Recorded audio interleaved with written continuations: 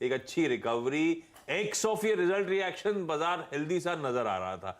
तो ऐसे में सेटअप बैट कैसा रहा है? कल डेटा पॉइंट्स क्या सजेस्ट कर रहे हैं?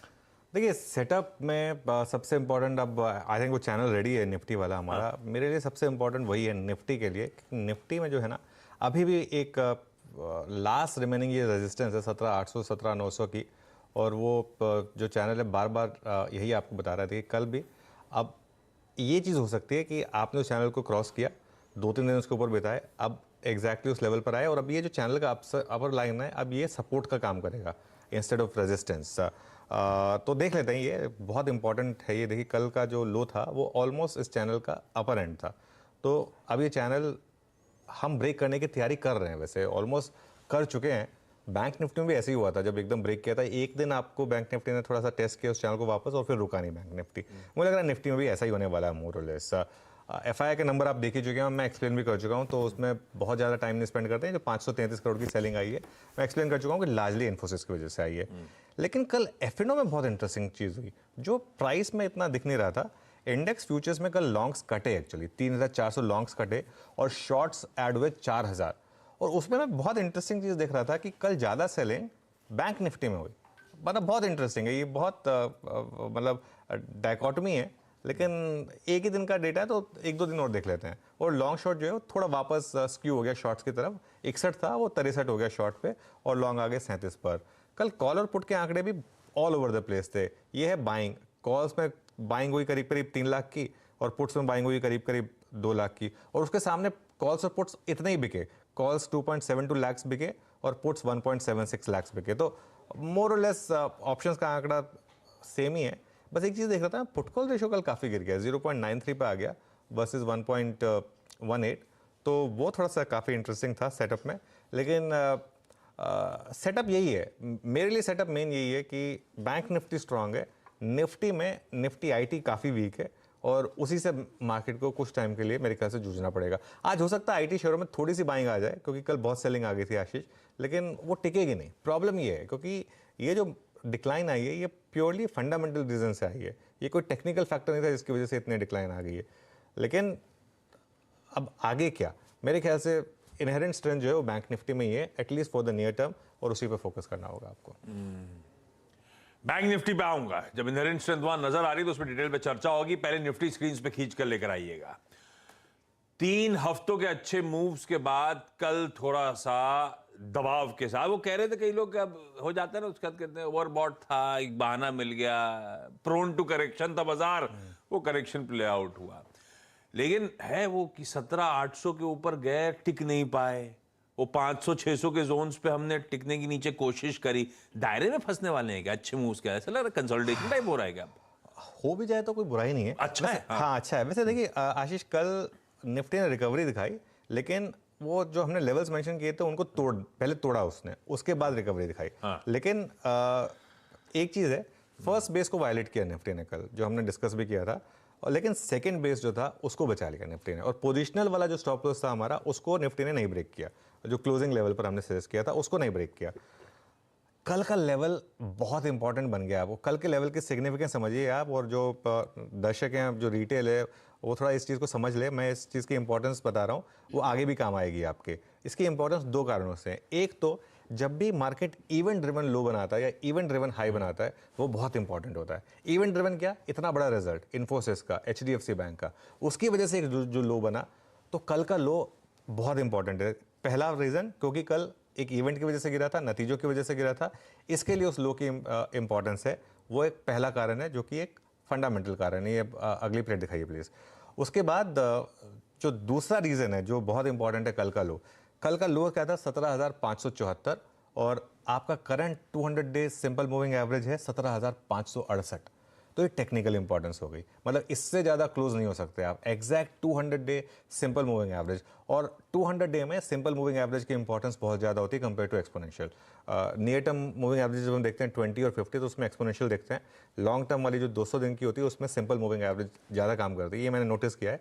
तो 17,568 200 डे मूविंग एवरेज, 17,574 कल का लो। तो फंडामेंटली और टेक्निकली दोनों लेवल से कल का लेवल जो है सैक्रोसैंक्ट है।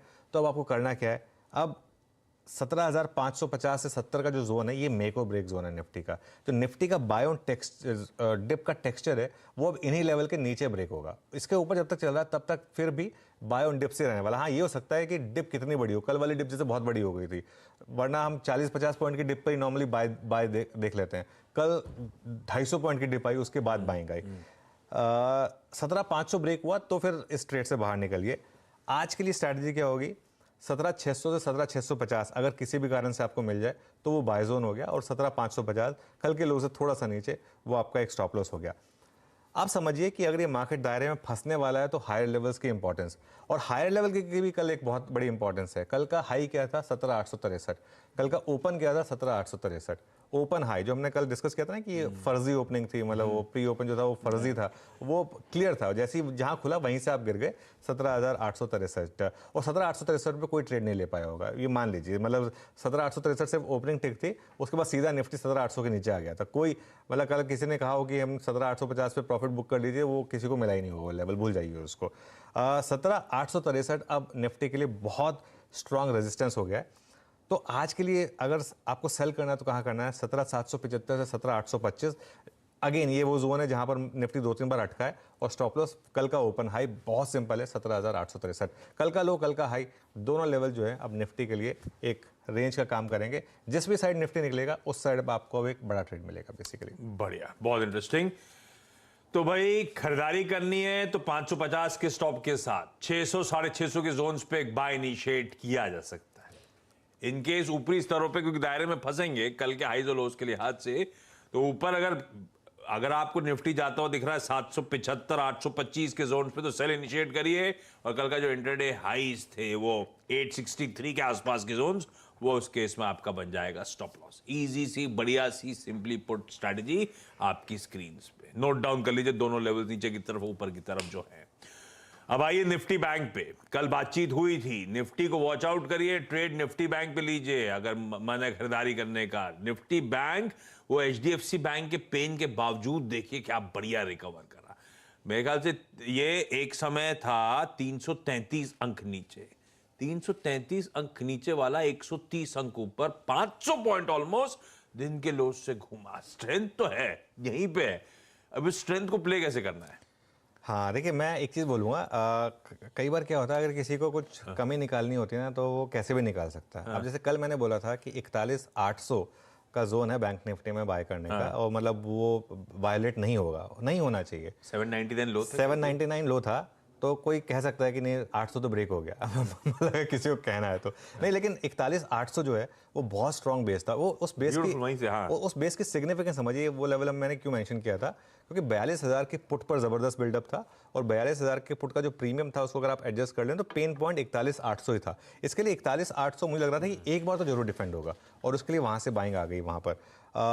आज मेरी नज़र होगी एचडीएफसी बैंक पर फिर, कि पिछले क्वार्टर वाला मूव रिपीट होगा या अब एचडीएफसी बैंक भी पीक आउट कर गया। क्योंकि अगर एचडीएफसी बैंक पीक आउट कर गया तो बाकी बैंक्स चाहे कुछ भी कर लें, बैंक निफ्टी में वो जो वन वे रैली आई थी वो थोड़ी सी टफ होगी। लेकिन एक चीज़ अच्छी हो रही है, very quietly Kotak Mahindra bank ने एक मूव दिखाना शुरू कर दिया है। अब कोटक के साथ प्रॉब्लम क्या आती है, कोटक हर बार बॉटम आउट करता है 1650 पर, और हर बार टॉप आउट करता है 1950 पर जाकर। कोटक का भी चार्ट देख लेते हैं एक बार। तो कोटक ने थोड़े सा लीडरशिप के साइंस दिखाए जरूर हैं, लेकिन क्या ये उतना सपोर्ट कर सकता है बैंक निफ्टी को जितना एचडीएफसी बैंक करता है? परहैप्स नॉट, क्योंकि ऑब्वियसली उतना वेट नहीं है कोटक महिंद्रा बैंक में।